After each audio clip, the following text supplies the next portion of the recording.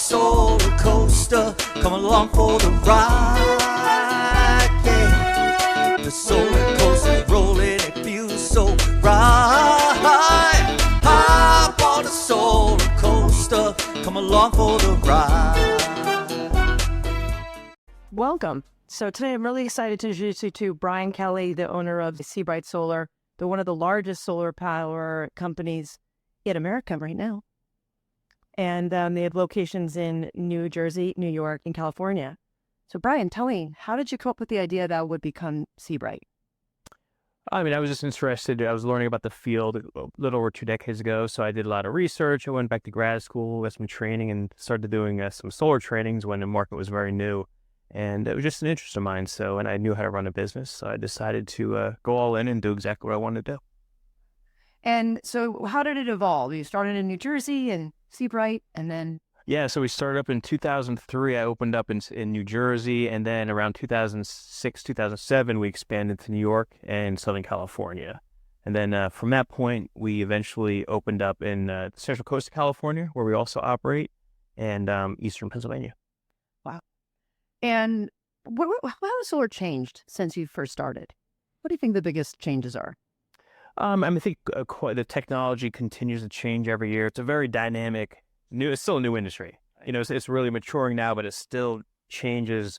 Financing solution changes, the quality of the panels, the warranties change, the landscape changes too. A lot of vendors and installers and manufacturers come and go, unfortunately. So even though every year the market grows, I think one of the biggest things is that the players change. Unfortunately, it's you have a lot of fallout. And on that note of growth, how you've been doing a lot of growth at Seabright, the expansion in California, and now also bringing on this EV charging and service and maintenance. Why don't you tell us a little bit more about that? Yeah, it seems to complement our business pretty well, and it helps our customers out. So what we historically did, like a lot of solar integrators, we'd sell, sell, install, maintain our customer systems, but then after a while we realized that there's such a big O&M market, and then coupling that with the fact that electric vehicles are growing. I drive an electric vehicle. I believe you drive an electric vehicle. Yeah. So it's a good marriage for our customers that they can get solar plus have an EV charger, and then of course we can also maintain our own customers plus non-solar customers. We can also work on their projects for O&M. So. Yeah, I thought it was so shocking that I found out recently that there's over 1 million orphaned homeowners in America, which means that either their manufacturer, their installer, or both are no longer in business. That's what I was touching on before, is that that's part of the change in the industry, is that unfortunately, so many companies have unfortunately phased out or gone out, and then there are a lot of customers in need of service. So that's why we're trying to help as many people as we can. What do you think about recycling? Like now that we're kind of over this 20-year gap, and a lot of people now are needing to expand systems or remove them, where do you think the recycling is going? Yeah, I mean, a lot of the components on like a solar module, for instance, whether it's the glass or the aluminum, it's recyclable. It's really the wafers you have to figure out.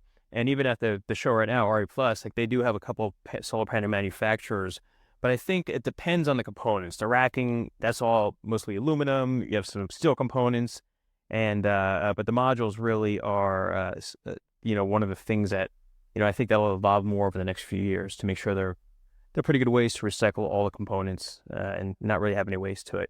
But I mean, the good thing is, like, it's true, like when I've been installing for over 20 years now, but when you had a 25 plus year warranty, it was kind of like, well, we'll worry about it then. Right. And now it's then.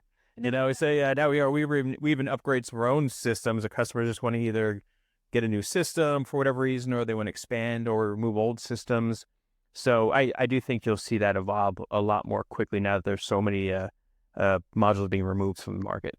Yeah, and I think, back to the EV, it's so interesting that in the next 5 years, 20% of all vehicles on the road will be electric, and that includes marine vessels. We're seeing a big kind of push of also port and marine electrification. Sure. But my mom actually was the first one to get a Tesla.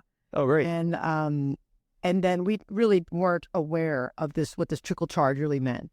Mm-hmm. And that is the perfect name for it. It was so slow that you could watch all day your car charge. I think that's really one of the problems that the consumers don't realize, is that you need to have that level 2 charger. That's exactly it. Yeah. And depending on where you live and the demand charges, you need to have storage to be able to offset. Otherwise, you may not really be saving that much right away, or be in a time gap of where you're going to charge your car. Yeah, and that's what happens to a lot of our customers, or just people who are buying new EV. If they don't get that level 2 charger installed, when I first got my electric vehicle like 5 years ago, and I just had the 120 plug, and it was charging my car at about 3 miles per hour, and I was like, oh wow, it's like keep it charged for a day and a half, and I'm good to go.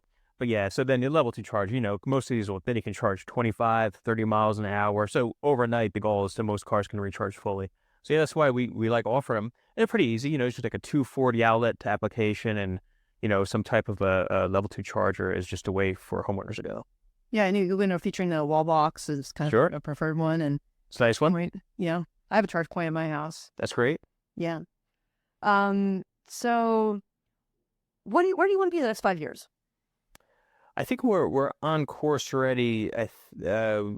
Once we're going to continue with our residential and commercial markets, new development, new business, and then also, as we briefly touched on, do more O&M, both for internal and external customers. Obviously, get into battery storage more. We already do quite a bit of battery storage, but that's going to grow in both our commercial and residential markets, and always making sure we have a strong customer service. We're always great in the back end with customer service, but you have to stay on top of it. It's a wheel in motion. You always have to keep making sure each year in a couple like mine, 3 departments, they're always working optimally. And when there's something that's not working optimally, just trying to adapt quickly, fix it, staff up or train better to make sure we keep evolving as we grow. So that's really it. Just keep the same path of what our old core markets are, residential, commercial, solar, but then also break into more and more EV and battery storage and O&M. Yeah, it's really exciting. I think that part of, the new app that we just launched, that will also help accelerate the customer's experience, Absolutely. It's great. So that being I love able to that. see all the different stages where they're in faster, make in the palm of their hands, see where their installation's going. So what do you think about commercial storage? Like what are we looking for nowadays? Like what's coming? Yeah, I think there's quite a bit. So for commercial storage, you have like 2 of the big buckets. One would be things like either peak or demand shaving, and then the other one would be actually, power up when there's a power outage. Like most residential units are for power outages. Commercially, you'll see a lot of demand to get rid of demand charge. Yeah, so first of all, identifying what the customer's looking for, what they need, and then over the last few years, it was tough because if we spec out a commercial storage system, the lead times from some of the suppliers would be 18 months, 2 years, 2 years plus. So it's kind of tough to roll that into a solar design and then do that. So I think right now we smoked a bunch of vendors this time about larger scale commercial storage. So I think there's a huge market for it. And I think the fact that lead times and also the training and all the tech support are all improving, that I think over the next 5 years we'll see a lot more development in that too. And where is the biggest growth for commercial for you guys right now? How does NEM 3.0 had any impact on your business, you'd say? Yeah, so in California with the transition of NEM 2 to NEM 3, that's where we see it so far a lot residentially, where we're selling a lot more systems with batteries so that they can obviously take advantage of, off-peak times and everything. And you'll see the same in commercial too. So I know most of the California installers like myself, we all kind of, gathered all of our nuts and stored them up during NEM 2, and so we're still installing all those projects. But now, I think you'll see storage play a much bigger role in California to offset some of the negative impacts of NEM 3. Yeah, and being from Hawaii, I think we kind of know that it's not the end of days, right? The doom and gloom of, the end of NEM metering, it ended in Hawaii in 2015. Yeah, and we've been just doing just great. Yeah, California, there was national slowdown across the board, but we always land on our feet. The companies that have been through this, before, there are all kinds of market changes, and this is one the utilities deemed necessary. But you can adapt, and solar is still very viable in California. You do often have to add storage to make it more optimal, but it's still we're still designing and selling systems every day, and it's still a very viable market. What do you think about bidirectional charging?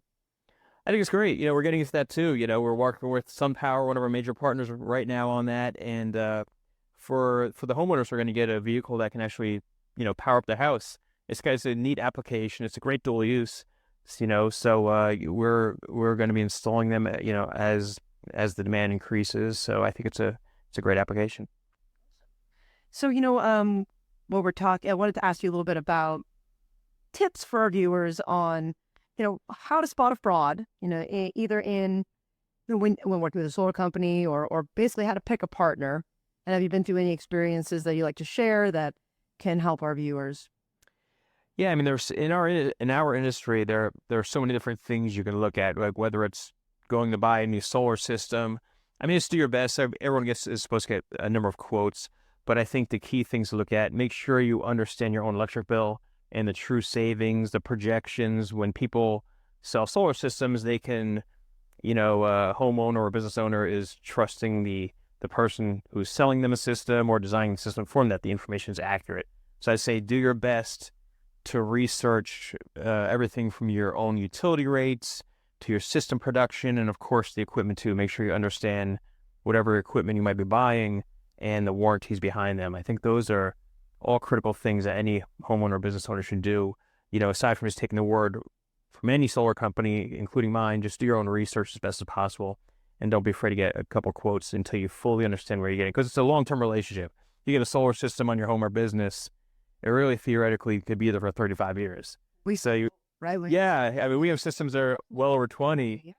So that's why it's a good idea just to take your time up front, make sure you understand where you're getting at that level. And then all kinds of things we've worked with, whether it's in marketing or advertising or other installation firms. We've seen all, I won't say sketchy things, but questionable things. So it's like everything else. You just be careful with your partners and make your best call at the time. But yeah, we've seen quite a bit in the last 20 plus years. Yeah, and I think that that's part of also the shadiness of the industry, right? And one of the best ways to see that is on the production guarantee. So if you're looking at your system and they're telling you that you have eastern and western facing panels, but they're giving you the same yield as a southern facing panel, and that that's trouble. That's a great example. Yeah. Yeah, we see a lot of that. And then people get a bill and they're like, well, why do I have a bill? It's like, well, you actually don't have 100% offset. Right. Yeah, that is one of the things that's frustrated me and I've seen it over literally for decades, where certain companies will just, in my opinion, overestimate how productive a system. And so on paper, it looks great because the economics look better. Right.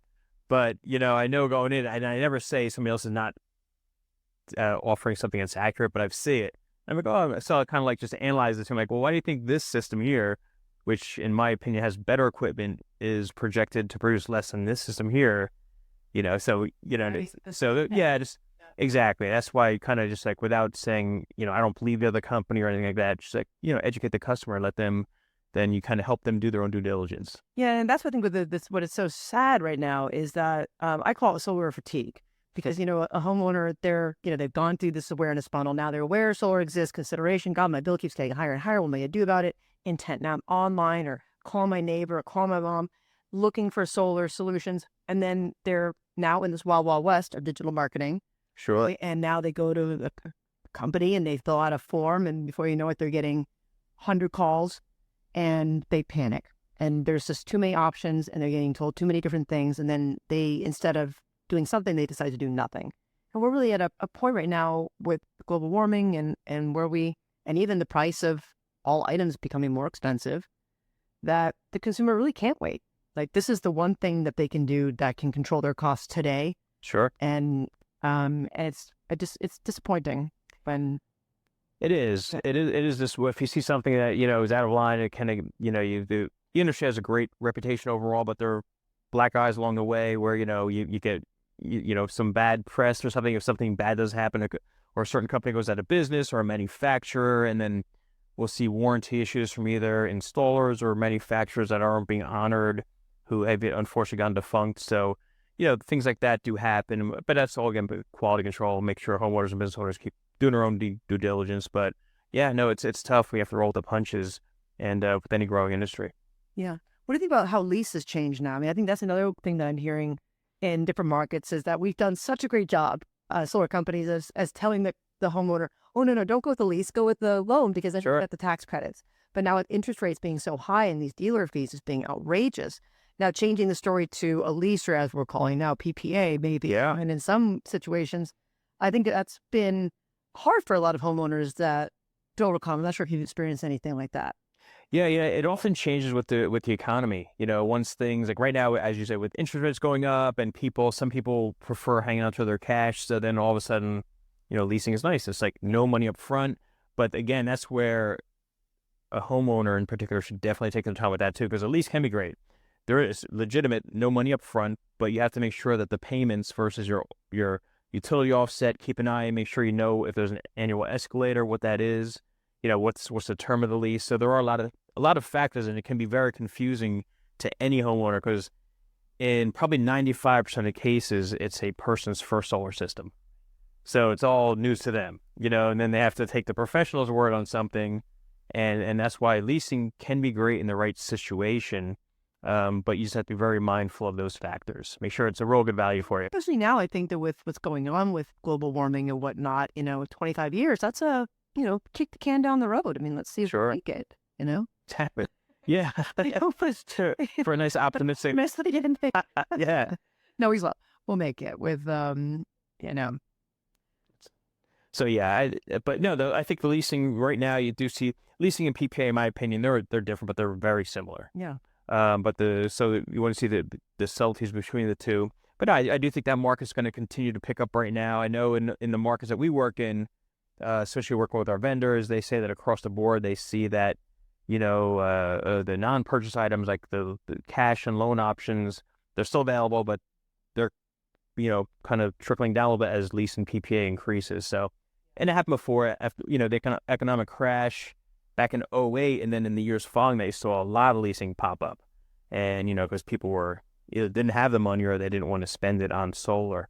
So the leasing was a nice way to cut your overhead. Yeah, absolutely. Easy. The only thing that doesn't change as you age is your income, right? Yep. Typically. And I don't know if people are going to be able to afford this power.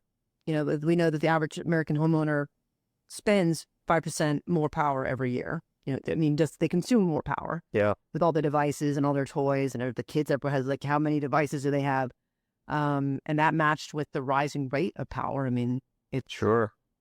Yeah, across the board. It varies by state, by utility company, but overall, you're from Hawaii, the rates, they're pretty crazy.